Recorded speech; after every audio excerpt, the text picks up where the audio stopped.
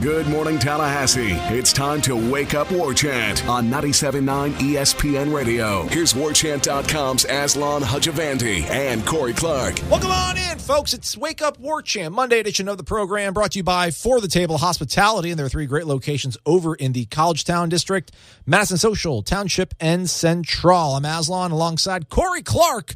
Let's do a show. Corey, how are you? Good, buddy. How are you doing? You doing all right? Yeah, man. Pretty doing well, man. Just, back at home, had a good weekend to kind of decompress from life on the road, reorbit Tallahassee, kind of get settled in. And then I come back to Tallahassee, and then you get right on the road. Maybe we need the shoulder pads with the big spikes on them. Do you want to be Animal or do you want to be Hawk? Which one of the Road Warriors? I'll be Animal, yeah. One of those guys. Who was it that had the kid that played linebacker at Ohio State that was a really good player? I think he was an NFL draft pick. Yeah, Laurinaitis. One of the Road Warriors. Yeah, Laurinaitis, right? Yeah, I think it was Hawk. I think it was Hawk's son. Oh, okay. Right. We can check during commercial break to confirm. But yes, I would obviously be, I think I'd be Animal. Okay. All right. Very well. So you went, you just go up I-75 to get to the little charming campus of Clemson University, or how do you get there? That's 85. You go on 75 for a while till you hit 85, and then you just take it on up through Georgia, through North Georgia and into South Carolina, a few miles, and then you take a left and you run into Clemson. Fantastic. And, so I got to do that on Saturday. Yeah. So thankfully your sojourn was short lived. Mike Martin and the Noles get the win in 13 innings on Saturday night, and in the process, he notches career victory 1,976. It's amazing. That's a huge, huge number.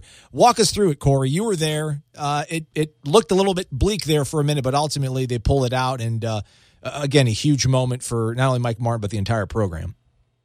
And a huge moment for Corey Clark, too, because if they hadn't won on Saturday night, I would have had to go up there again on Sunday afternoon.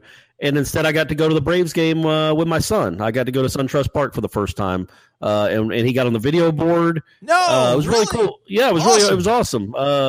They lost because the Braves always lose when I watch them, but it was a really cool moment. So I would like to personally thank Stephen Wells and C.J. Van Eyck for their performances on Saturday night for Florida State to win that game. And man, that it is a really neat accomplishment. Look, I think we can all agree. We've all kind of come to the same conclusion. We've all kind of come to grips with the fact that Mike Martin is probably not going to win a World Series. His best teams are probably past him. He's only got a few years left. We can make that plural. Who knows? So he's probably not going to win a national championship. Just the odds are stacked against it because he hasn't yet. Look, kids, if any of the Florida State baseball players are up early and listen to this show, by all means, prove me wrong. I want the dude to win it. Probably not going to happen. But him breaking that record is a really neat, I don't know what you'd want to call it, a secondary prize. Because I think he'd rather have a national championship. I think most Florida State baseball fans would probably prefer a national championship or 3 over this record. But this is a really neat record because it's not going to be broken. There's the way college baseball is now. Back then in the 80s, it was the Wild West, man. You could schedule 90 games a year. It's like Cy Young would get 3 wins in a week pitching back in 1908. Pitching was different. The game was different. Nobody's going to break 511 major league victories, just like I don't think anybody's going to break whatever 11 ends up with. So if it's 2,000, if it's, 2,600, who knows how long he's going to be here. He might coach till he's 90. But whatever that record is, nobody's going to come close to breaking it because you don't play enough games. Kevin O'Sullivan is probably the best coach going right now at Florida. How many wins does he have in his career? 400? 500? He'd have to do this for another 2.5 decades. It's just not feasible. So for all time, and this was what 11 said after the game on Saturday night, and I think this is genuine. I don't think this is false humility by any stretch. What makes him excited about the record, if anything, is the fact that Florida State's name will be on top of that record book for the rest of eternity. Now, he said whenever it gets broken, but it's not going to be broken. But Florida State is at the top of that list. Not just Mike Martin, but Florida State. And I really do think that means a lot to him. 486 victories for Kevin O'Sullivan. Yeah, it's... So he's 1,500 short. Keep plugging away. And good teams win 45 a year. He might win 50 a year. He could win 50 a year. He'd have to do it for the next 30 years.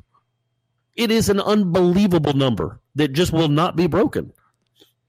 Do you believe it? It's crazy because I don't know how to phrase this, but he talks about he wasn't thinking about the record, but then I don't know if Meat was saying that he wasn't kind of worried about the record, but then in the post game, Levin's like, listen, I've been knowing about this for a while, but I guess Meat told you that it wasn't on his radar going into this season. No, he knew it was close to it. He didn't know where exactly he stood. It's not like, I got to get 31 wins or my 32nd win or whatever it is going to get us the record. He didn't know how far he was away from Garrido.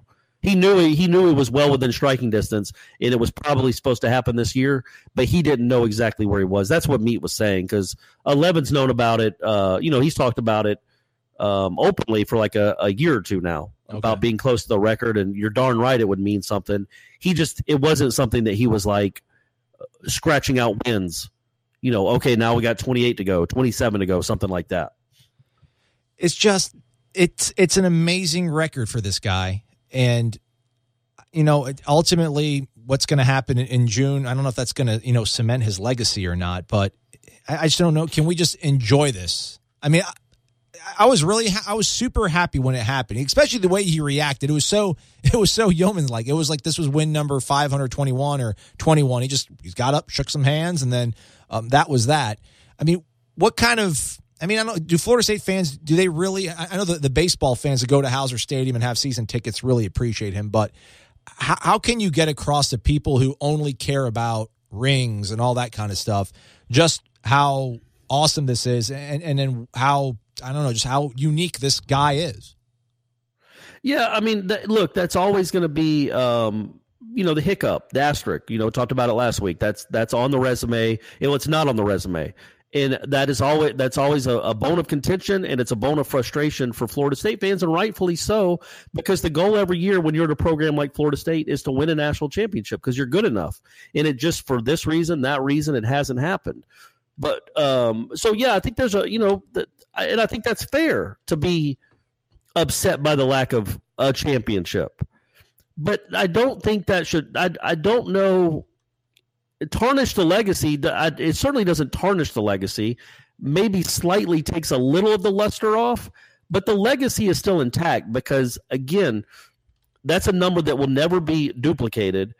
The consistency for 40 years is incredible. It just is, man. I mean, Florida had again, I've said it a lot. Florida had a losing record a few seasons ago. Miami has a losing record right now. LSU, Alabama, Cal State Fullerton, Pepperdine, any of the Southern big time, Cal, Arizona, any of the big time baseball schools that we think of have all had lulls where they haven't been good or they've had to fire coaches. This dude straight wins 40 games every year. They're always good, always competitive. That's not normal. And I think that should be celebrated. And quite frankly, I think Florida State fans, like I said, I think most of them have kind of come to grips. The ones that matter, man, the ones that just care about the lack of rings, that don't really follow baseball, well, this segment isn't for them.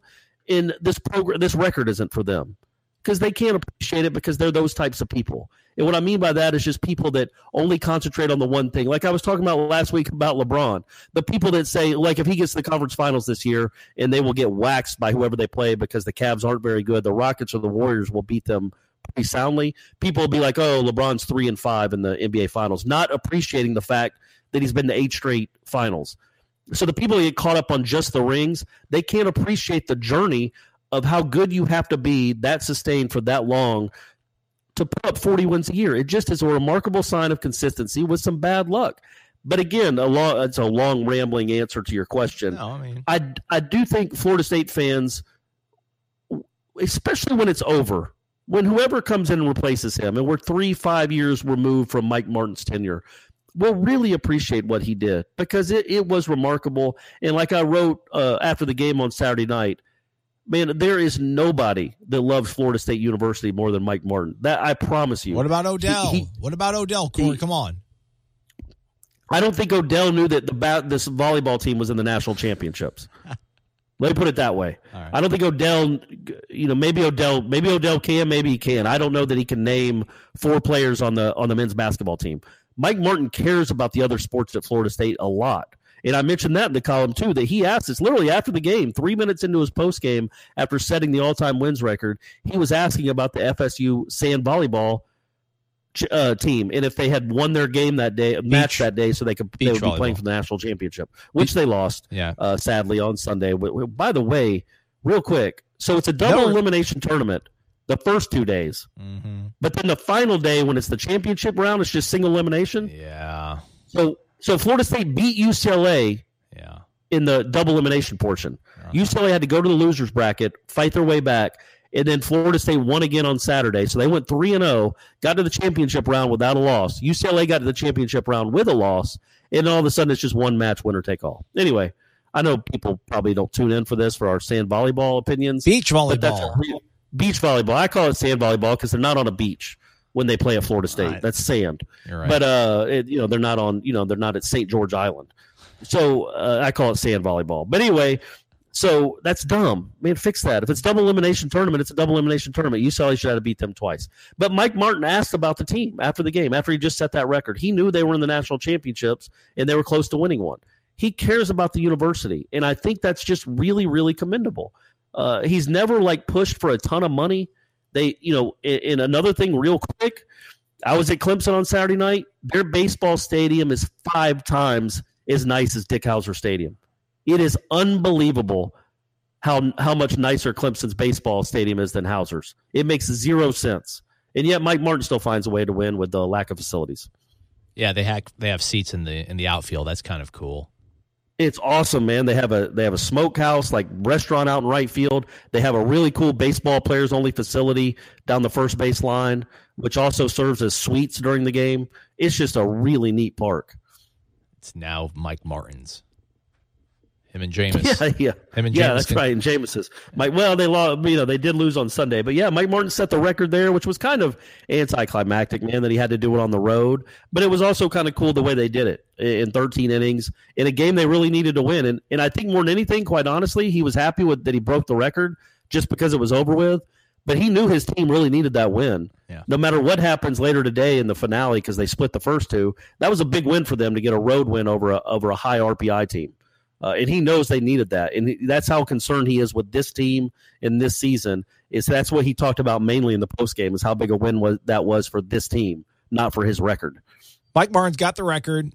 Florida State's got one more game against Clemson later today. Where do they go from here? Let's talk about it next. It's Wake Up Warchant, ESPN 979 Tallahassee. The excitement of the Willie Taggart era at Florida State is in full force. That's why now's the perfect time to sign up at Warchant.com. Warchant.com will have wall-to-wall coverage of spring football practice, including the latest on position battles, coach and player interviews, video features, and in-depth analysis. Warchant.com's 3-team writers Gene Williams, Irish O'Fell, and Corey Clark have 50 years of experience covering the Seminoles. And Warchant.com is the only FSU media outlet with a dedicated, full-time recruiting analyst in Tallahassee with the latest on the 2019 class. For your 30-day free trial subscription, head to Warchant.com and use promo code WARCHANT30. He's Corey. I'm Aslan. It's Wake Up Warchant, ESPN 97.9 Tallahassee, brought to you by For the Table Hospitality.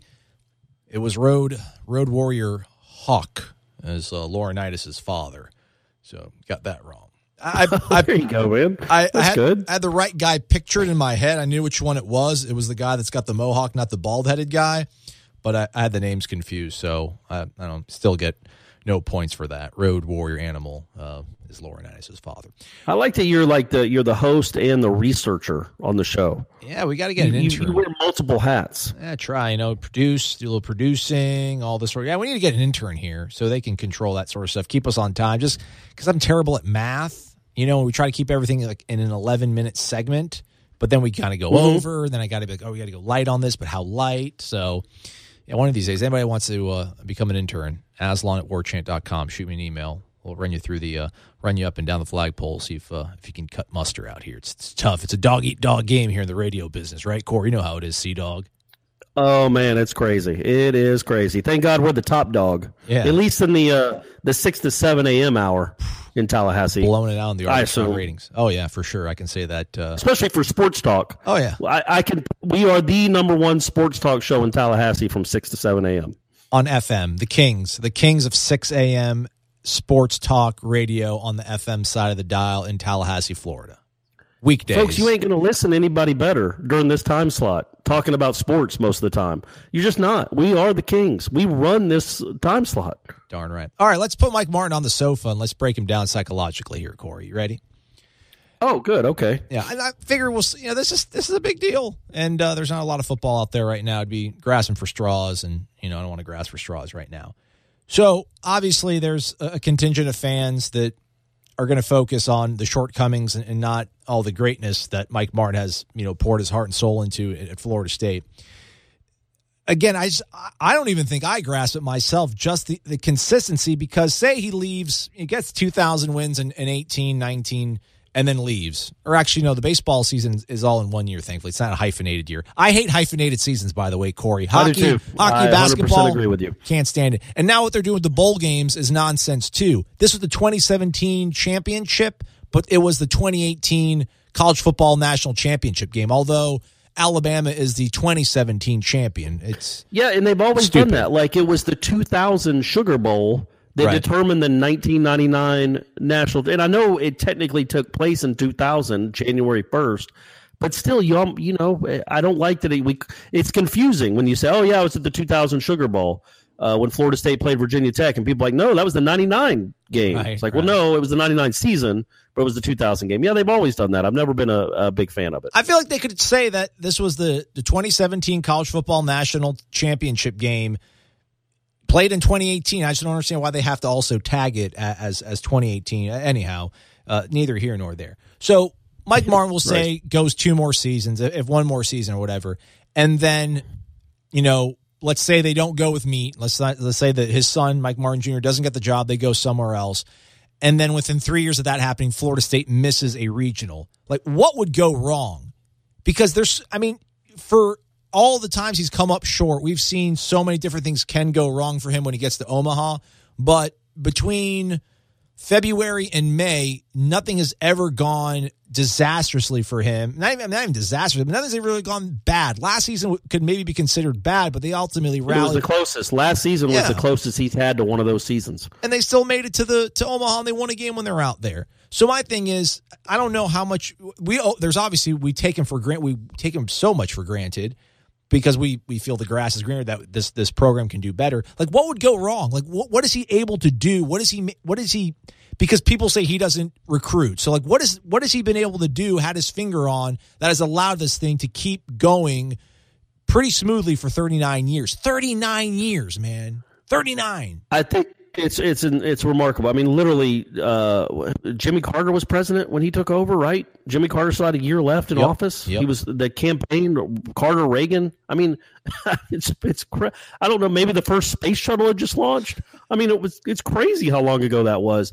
MTV was playing music videos. It's something. Oh, go ahead. I'm sorry. No, MTV was playing music videos. I was trying to be funny, but that wasn't funny. Right. Well, yeah, they just started. By the way, the first video was "Video Killed the Radio Star" by the Buggles. That was true. The first video on MTV. A little trivia, little Aflac trivia for anybody listening out there. It's something that I didn't really appreciate until I started doing this job for a living. When I was just a fan in my teens and 20s, I didn't quite understand it. It didn't quite make sense to me. I just thought, okay, players matter, and by and large they do, but so does culture. And I don't know what he did, but he has done something to foster a culture at Florida State where they just always expect to win. And, to say what it is, to put a finger on it, I don't know. I mean, I really don't. I don't know how Nick Saban always gets those guys to play hard all the time. We saw here that with great players, sometimes you lose a lot, and even with great recruits. In Alabama, that just never happens. Now, Nick Saban's won, I don't know, I lost count, 14 national championships, but it's different than 11 than Mike Martin. But it's just about establishing a culture. He's hired good assistants. I think he's got, obviously one of the best hitting coaches in the country. If you just look at the numbers year by year, every year. And I think Mike Bell is a very good pitching coach. He makes good hires. It helps that he's in Tallahassee, that he's in Florida, that he's in a fertile area for recruits. But man, I think it's just when kids know when they go to Florida State that they're going to win. They come in expecting to win, and they come in to expecting to win a lot. And I just think that permeates a program. And maybe with somebody else that gets lost. That for whatever reason, that connection isn't there. But with Mike Martin, weirdly, because sometimes you watch these teams over the last few years and you're like, how is this team ever going to win a game? And they always find a way to win 40. Always. With injuries. I mean, they lost their number one this year. If they had Tyler Holton this year, man, I think you're looking at a top 8 national seed. I really do. I agree. I think that extends obviously Van Eyck. Van Eyck is legit, folks. He's really good. He could be your Sunday guy. Carp could be your Sunday guy. Sands could be a closer. All this stuff could have happened if you had that Friday night ace. Drew Parrish is really good too. When you think about it, it would be one of the better pitching staffs he had. Tyler Holton was a really big loss. They're still they're still on their pace for 40 wins. Again, it's what they do. And I don't know how he does it. That's a long-winded answer to say I don't know. But he's done it for 39 years, and it's hard to argue with those results. Yeah. Regular season results. It's been impossible how good they've been. What do we think is going to become of Cole Sands? Yeah, I don't know. He pitches later tonight, coming back from his injury. They play, I think, tonight at 7 maybe on ESPN or ESPN2. The Deuce, The Deuce. I don't know. We'll see. We'll see how he responds from this injury. If not, if he can't pitch real well, if he struggles again, Van Eyck has turned, with Van Eyck, Parrish, I know Carp was really bad on Sunday, but you hope maybe that was just a hiccup. Yeah. And he's the guy he's been most of the year. Then there's a chance that your rotation is Parrish, Van Eyck, and Carp. And then maybe you do think about they don't have a closer. Scalaro is the guy they kind of bring in high leverage spots, but he's not, he's certainly not what Clemson has at closer or Florida has at closer. Yeah. He's not a lights out guy. He can get some outs, but he's not incredible.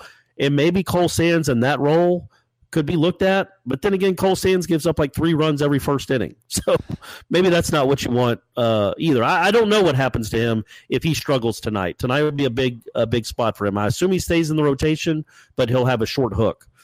Let's say he finds form and returns to the weekend rotation, and it's Parrish, Sands, and then Carp, and then Van Eyck becomes midweek guy, or he comes in and gives. I think Van Eyck becomes your closer. Like they'd use him like they wouldn't want him to pitch 7 innings or whatever it was against Clemson on Saturday night, but he could be a guy that gives you 2 on Friday and 2 on Sunday, something like that. Because I tell you, he's good in big spots, or he was at least he has been the last few times.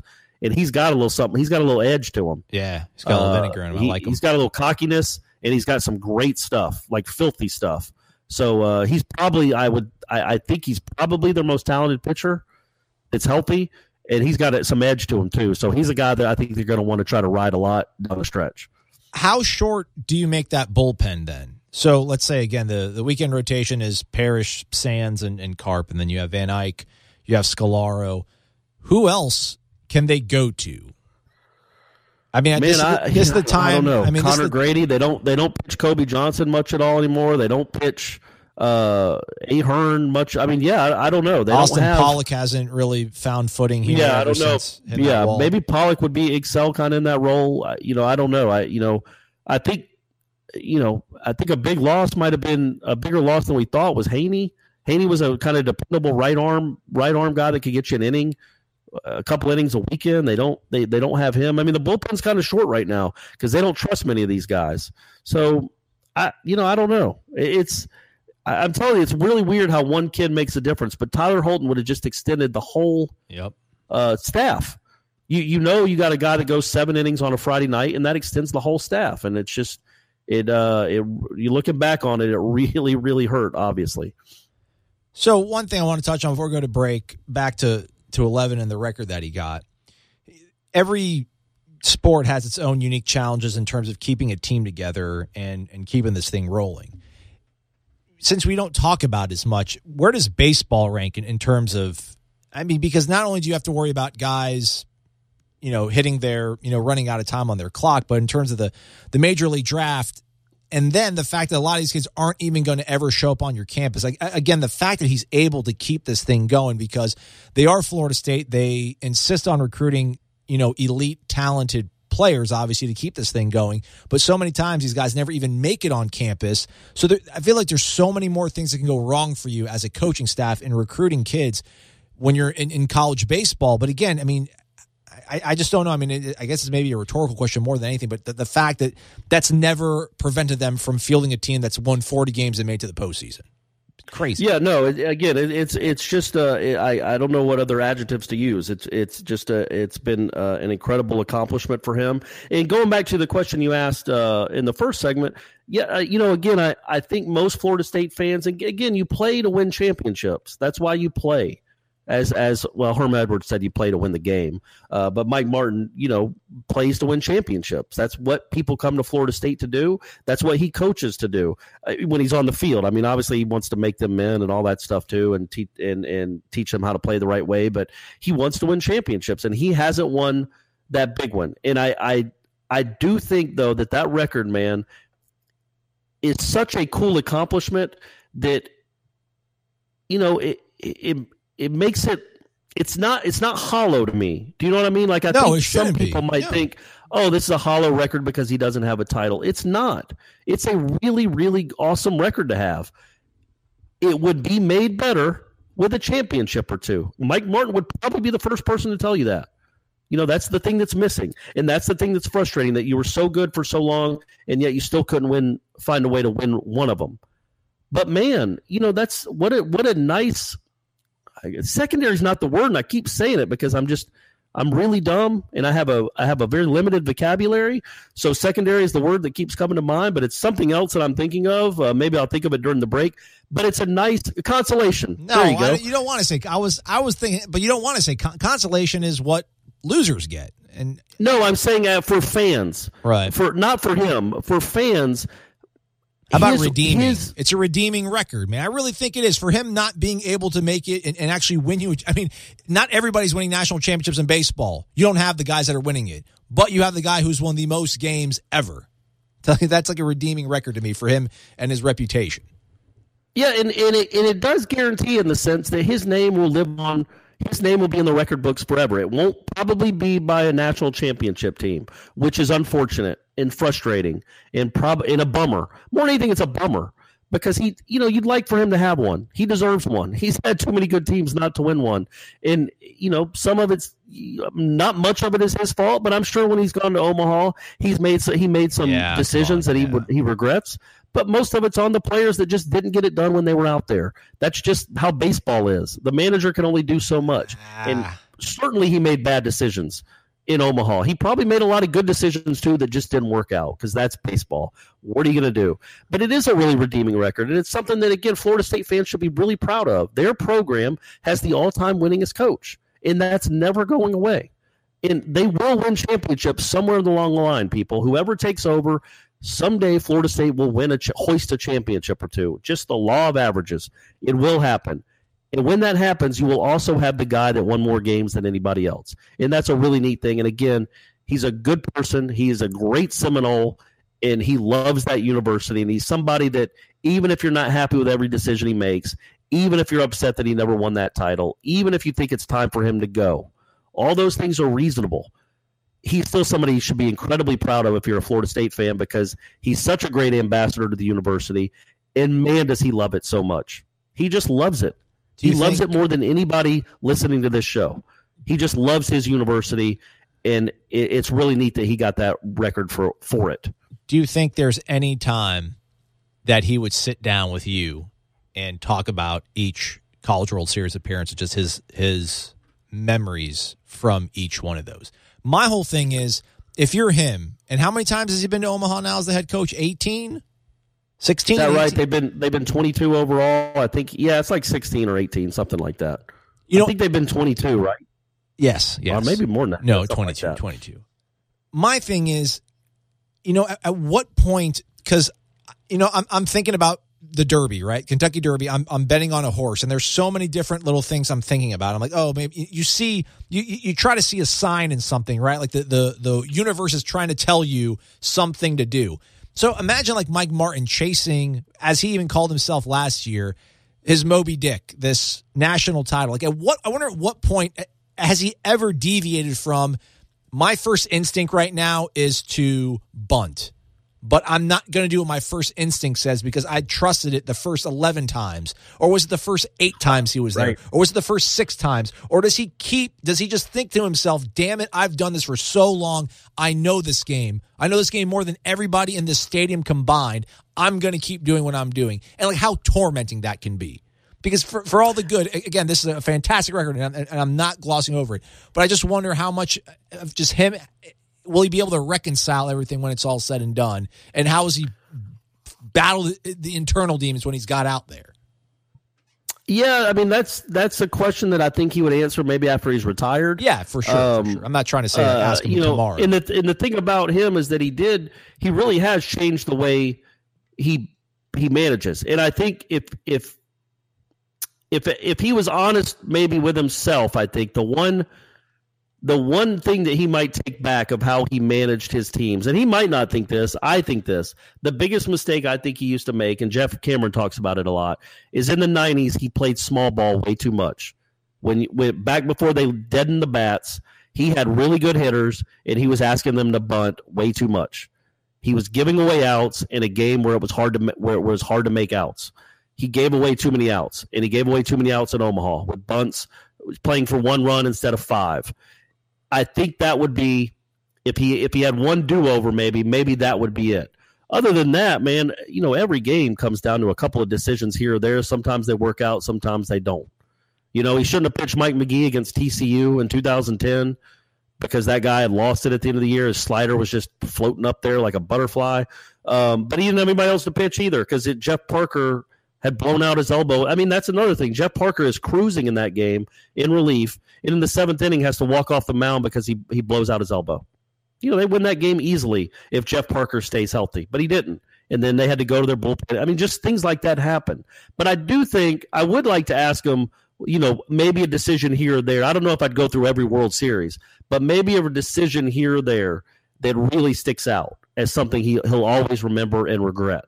I don't think he has many of them because I don't think he's wired like that, but he has to have a few because every coach does, even the ones that win a lot. Nick Saban has regrets. I promise you. That's just the nature of the job. So I'm sure there are some out there that he regrets. But overall, man, I think his philosophy is, man, I've coached how I've always coached. I coach when I go out there the way I coach during the season, and I hope my players play well and we win. Let's figure out something to talk about that relates to football. I know everybody. Let's do it, man. Let's do it. That's crazy. This is a big deal, and people do care about it, but the numbers show us that we should probably talk about football. We shall do so after the break. It's Wake Up Warchant, ESPN 97.9 Tallahassee. You're locked in to Wake Up Warchant on 97.9 ESPN Radio. Welcome on back, folks. It's Wake Up Warchant. Corey's opening up hopefully a bottle of water.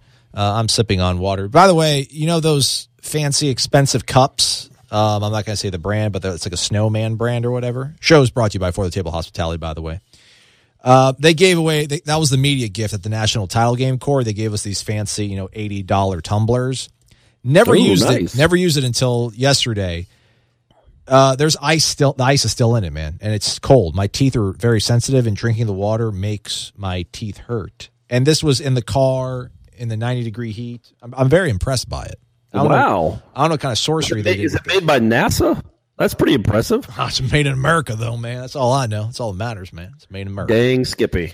All right, so, again, Road Warriors. Thankfully, Mike Martin got the win day one in Clemson, and you were able to get out of Dodge and get out of that freaking godforsaken place and get back to the A, or actually Buford. Right. So I've been editing all these videos. If you're not a member of warchant.com, you're able to watch these because Gene Williams has a very compassionate heart and is letting you all get free content to a certain degree. But, Corey's columns, which are worth every single penny, those you have to pay for. But, Michael Langston, our recruiting analyst at warchant.com, and myself, we went all across Florida. Last week, we went down to, Hollywood. We were in Fort Lauderdale, Boca Raton. Then we went to Bradenton. Then we were in Tampa. Then we went to Lakeland and Auburndale. He even went back, and he turned around after he dropped me off at the rental car place, and he went down to Fort Myers, I think, to catch up with a couple prospects, too. So I've been working on all these kind of cool videos, trying to let you guys know who these, and gals know who these recruits are that either Florida State has already got commitments from or they're kind of hot on the trail.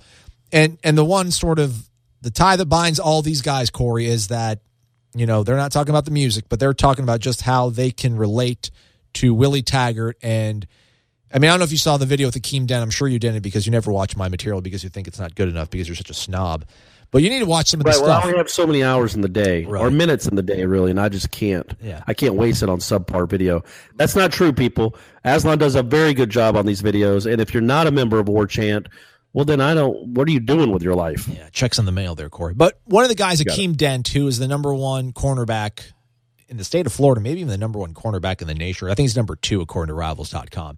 But, Michael asked him, what's so different about Willie Taggart? And Akeem Dent gave this total, nonverbal answer. He gave this look where he talks about the way that Willie looks at you and nods his head and says what's up is just, he kind of giggles. He's like, no other coach does that. And, I think hopefully we'll see the fruits of this labor on the recruiting trail, because he's now going to have a full season to get all this stuff done. Did you see the photo I texted to you since you're not in studio today? I did see it, yeah. Okay, so this is Lloyd Summerall. And folks, you can't see the photo, which doesn't make for great radio. But there's a photo of Willie. Willie was all posed up, G'd out with a kid, arms crossed. Is there a way we can text this image to all our listeners? Well, we can tweet it out, but since we're not live, that's one way to do it. I figure we should just get everybody's phone number and text it to them. We can do that. We get a group text. All the Wake Up Warchant folks, send us your number. We'll have a big group text. We'll let you know what's going on. But Willie had this pose with a kid. And, if you're probably not down with the youth, it might make you a little bit uncomfortable to see your coach looking like he's on the cover of a hip-hop album. But I don't mind. I think it's kind of funny. I think it's kind of cool. Well, Dan Mullen, oh, my gosh. If it made you uncomfortable to see Willie Taggart trying to be down with the culture, as the kids say, dude, Dan Mullen, what is he doing there? So, these kids do something, folks, where they kneel down and they put their pinky kind of along the corners of their mouth. I think they kind of try to open up their mouth and show their grill, their gold teeth and things of that nature. And Dan Mullen is he's putting his pinkies on the corners of his mouth just like he's giving himself dimples. It's so awkward. And I know it's not going to matter what happens in November. How you pose for in a photo. But is Taggart not going to lap him and run circles around him recruiting? Because these kids that we went and talked to that are considering Florida as well, just talk about Willie Taggart like he is just from another planet, but in a fantastic way. Well, yeah, I don't know if he's going to run laps around him, because the University of Florida is always going to recruit well, in my opinion. They have a lot to offer, and it's a good program with a great history and tradition and passionate fan base and all that. Two things, though. So, number one, you texted me just a picture of a dude wearing a Florida uniform. Oh, it's not the one? Yeah. So, for the listeners, usually we start our show when I'm in a remote location. Aslan sends me a link to Zencastr, and then I link into Zencastr, and that's how we do the show. It's really simple and easy, and it works awesome, and they should probably sponsor us. Well, and he's done it right for 100 shows in a row.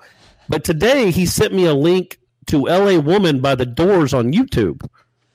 So he was already 0 for 1, and then he tried to send me a link you just sent me a picture of a dude just staring at me in a Florida white uniform. I was like, all right, this is cool that you sent this to me. He looks like a badass wearing the 11, but I'm not sure what I'm supposed to do with it. It's a tweet. You don't see the other photo? It should be 3 photos. Hit the one of him with Dan Mullen.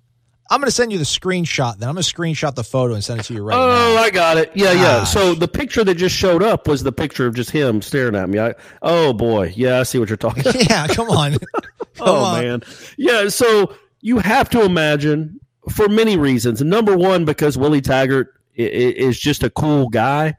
And I think Akeem Dent is right. You just feel a vibe around him that he's more normal than the rest. But, yeah, I think that picture of Mullen doing what he's doing with his pinkies pointing at his grill, Florida State should use that in recruiting.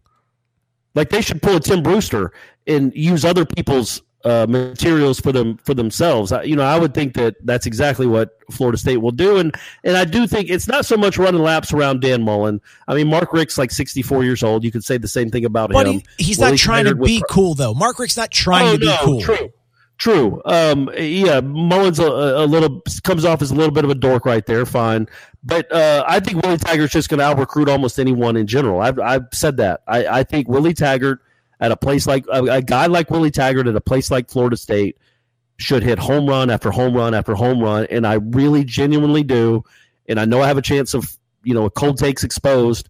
I really do think he has a chance to unseat Saban as bringing in more talent than anyone in the country. I do. I just think he is going to. Plus, Saban's got to retire at some point. Doesn't this get old after a while, man? No. Go fish or something. No, he's all about it. Go stare at your wife. He's been on a team his whole life. He's used to being on a team. So, and the reason I asked this is because there was a recruiting update from another website on a kid named Griffin McDowell who actually signed already with Florida. He signed in the 2018 class, so he's on his way over there. And here are some of the quotes from the story. He was asked who was the nicest coach he encountered along the way during his recruitment. Definitely not Coach Hevesy, he says with a laugh in reference to the Florida offensive line coach.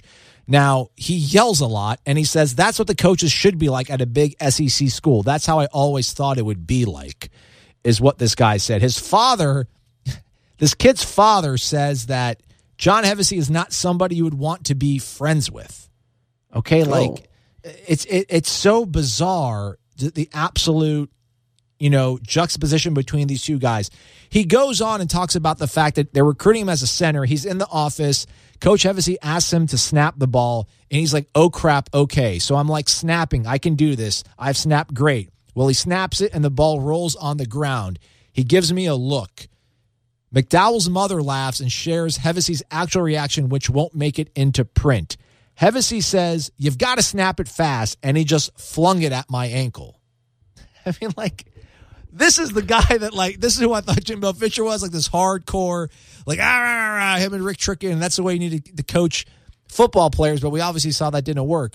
But you're going to have a very, I'm sure, I don't think it was that way with Jimbo and McElwain and Muschamp. There was probably shades of similarity between these two guys, but there's going to be a stark difference in terms of not even so much what you want if you go to Florida State versus Florida, but the kids that are going to come to these two campuses now. I just feel like this could be you don't agree with me, obviously, but I think this is going to be perhaps a huge fork in the road for Florida potentially just maybe, I don't want to say never being able to catch up to Florida State, but they're going to lose even more ground that they're not going to be able to make up for, if Willie can hit on these guys and actually coach them right on Saturday for 5, 6, 7 years.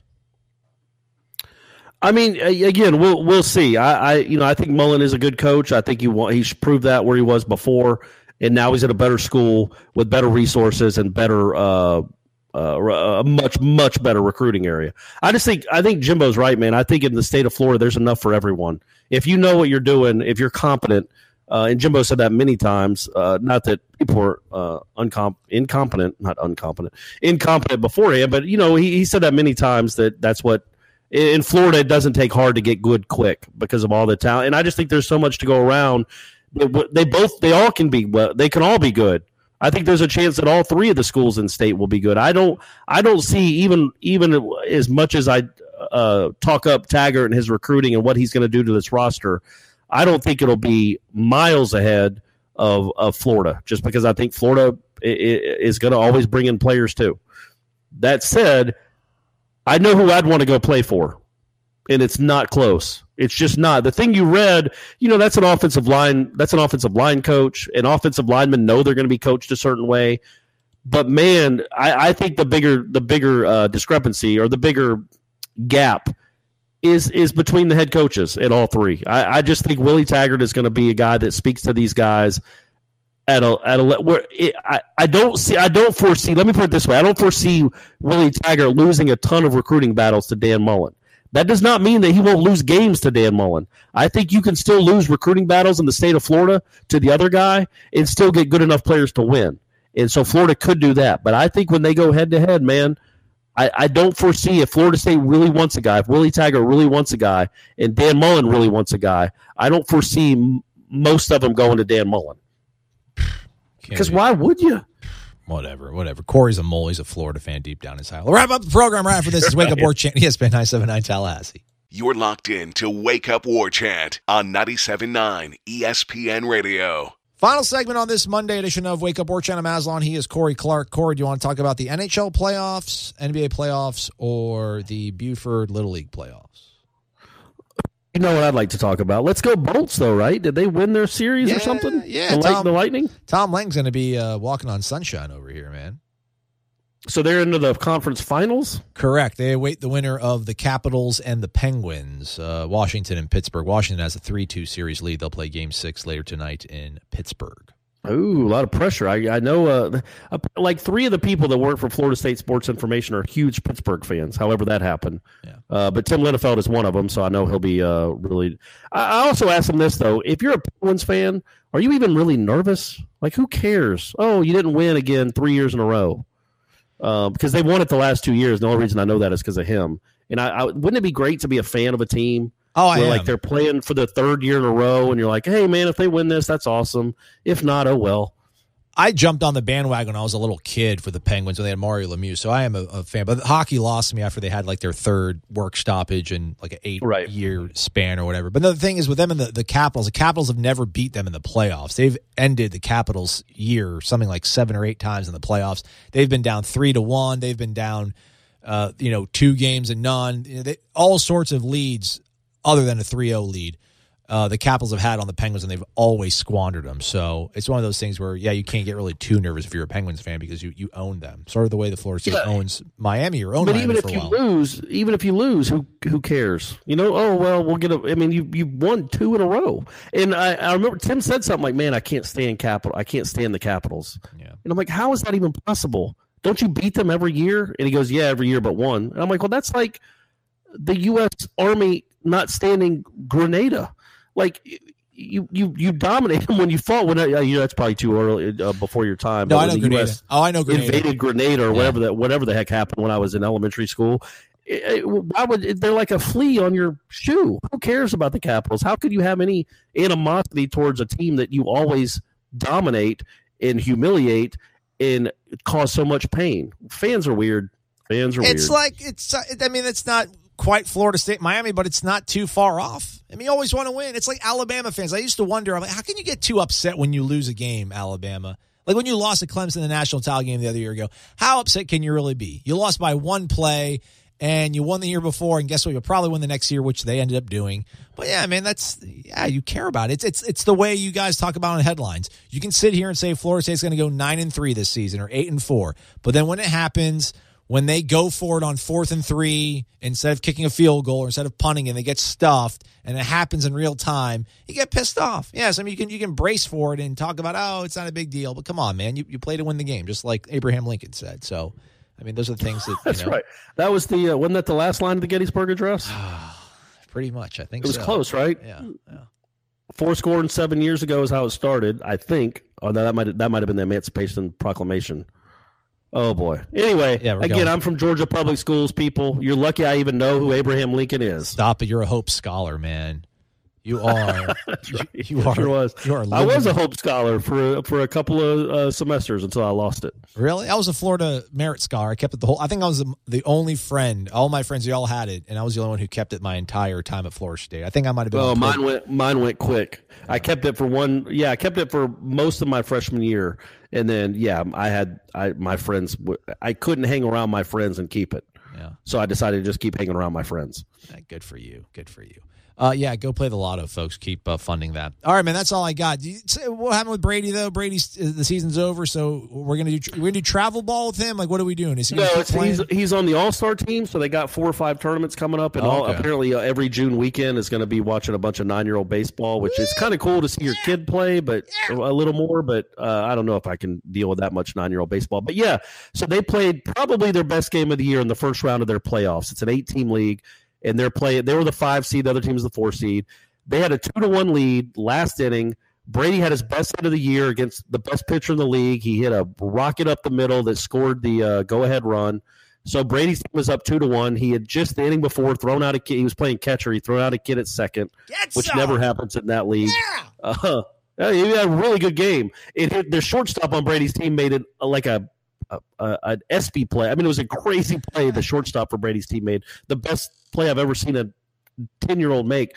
So so they had a 2-1 lead, second, third, 2 outs. Brady's catching. Their pitcher's on the mound. The other team is at their number 8 hitter.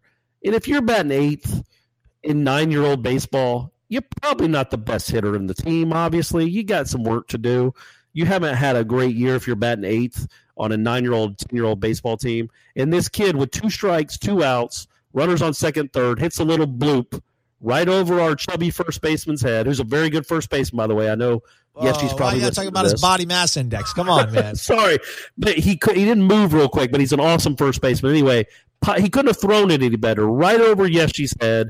It landed 5 feet fair, 5 feet over Yeshi's head, and both runners score, and Brady's team loses on a walk-off. Oh, man. But, hey, man. No tears were shed, which for 9-year-olds I was happy about.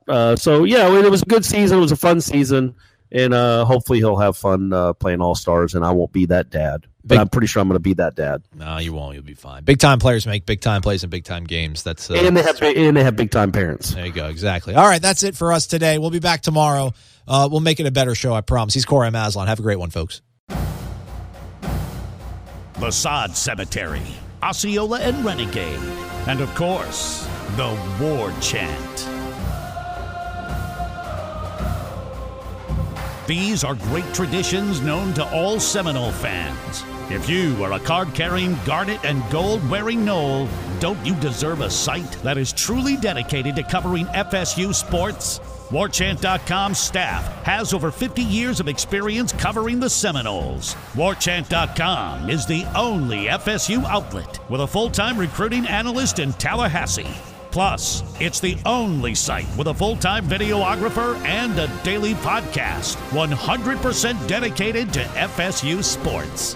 Why act like Gators and settle for second best? Warchant.com, your ultimate Seminole sports source.